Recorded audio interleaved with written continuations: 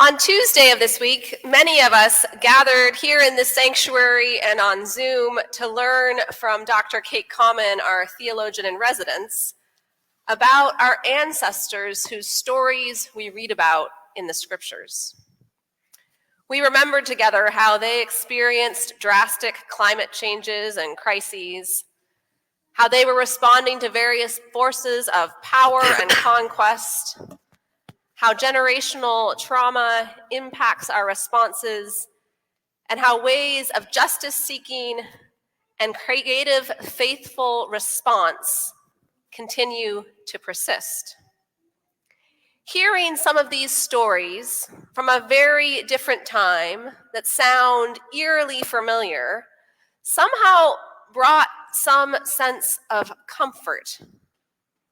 It reminded us that though our current global circumstances feel and are in some ways unprecedented, that the human experience of fear and uncertainty and suffering and reaching for a resilient and communal response is not new.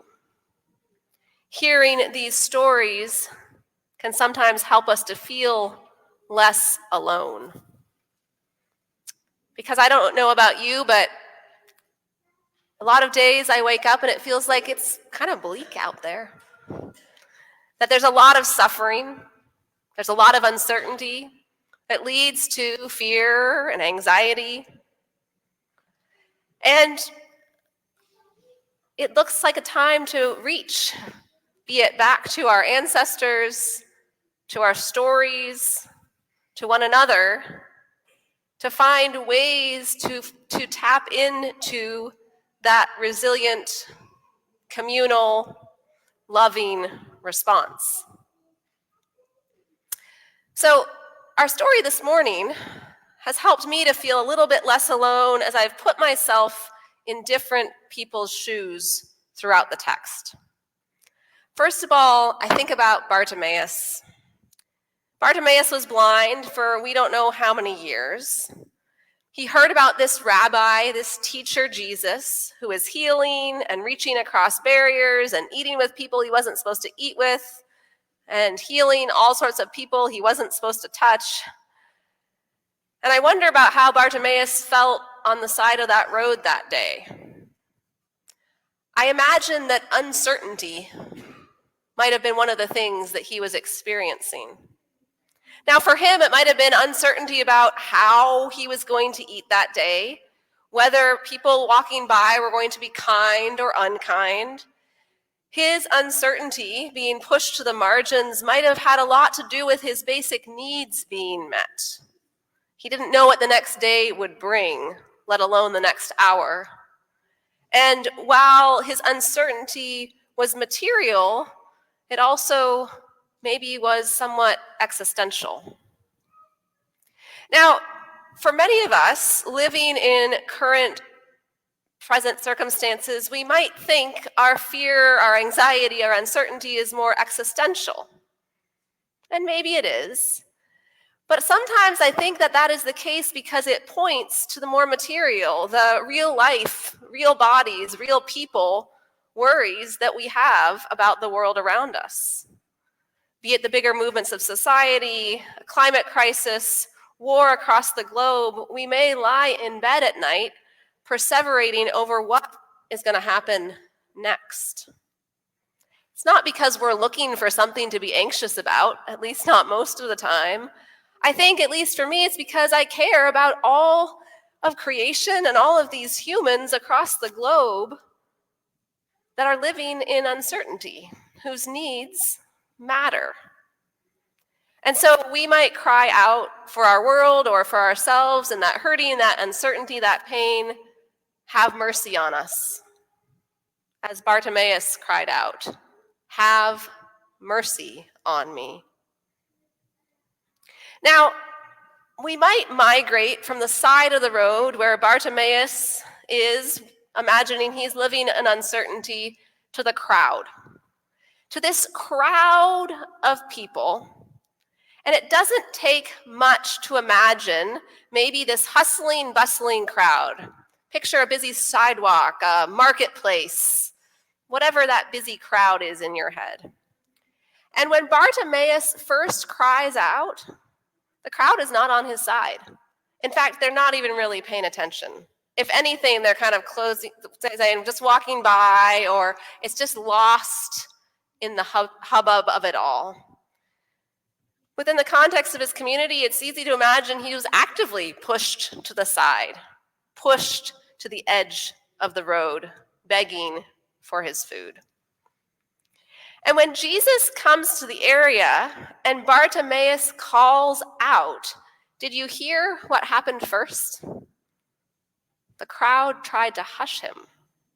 Hush, blind man, don't bug the rabbi, don't get in the way, don't disturb the moment, hush. But Bartimaeus persists. He's not swayed by all who are trying to silence him. Instead, he cries out, "Son of David, have mercy on me." Now, I find the crowd these days is loud. How often are we swept up in that crowd? The chattering crowd around us in our news feeds, with our neighbors, in our workplaces, in our schools, in our heads. The crowd shifts as we try to align ourselves with or opposed to one another. We're prone to try to have the crowd reinforce each other, and often we forget who we are pushing away in that moment. And while the crowd on one hand is just this chatter, it also has power. And we can get swept away in it. It has the potential for power for good and also a collective force that could be used to notice and to change. And we are prone to get lost in it and to lose sight of the Bartimaeuses, maybe even to lose sight of our own selves and our own souls within the noise. Did you notice what Jesus did? You might be remembering his words, which are important, but what did he do? What did his body do? Jesus stood still. Can you picture this? So big bustling crowd, Bartimaeus, hush, hush, hush. He cries out. Jesus, in the midst of all this chaos, stands still. He pays attention to Bartimaeus, to the crowd around him, and something changes. Not just for Jesus, but for everyone witnessing this moment when Jesus stands still and truly sees this person, sees him in his fullness and notices and listens to his cries for help. In that moment, it's not just about Jesus and Bartimaeus anymore. The crowd that is witnessing it changes as well. Because Jesus stands with such intention in the middle of this mob of people that they change from the hustling, bustling, silencing the blind man in their midst to suddenly seeing Bartimaeus. And then, not only that, encouraging him and cheering him on. They are present with him. I was having breakfast with one of you this week, and we were talking about the joy of taking communion out to our beloveds who are not able to be here in the sanctuary on Sunday. And you were sharing about how you felt the presence of God in that moment. That God was in the hospital room, in the home, in that place where we gathered. And this particular beloved amongst us shared that as he was sitting there holding hands with the person they were visiting and the fellow lay Eucharistic minister, that he realized that there was no more important place he could be in that moment, because in that moment, he noted, he knew, he felt that presence of God and the presence of community. By stopping and paying attention, to the presence of God, he was able to see the presence of the humanity that he was with. Now, this crowd that we hear about in our gospel this morning, they shifted from hush hush to suddenly encouraging them. They say, take heart, get up. Jesus is calling you. Scholars debate the various translations of this Greek word here that's translated in the NRSV, take heart.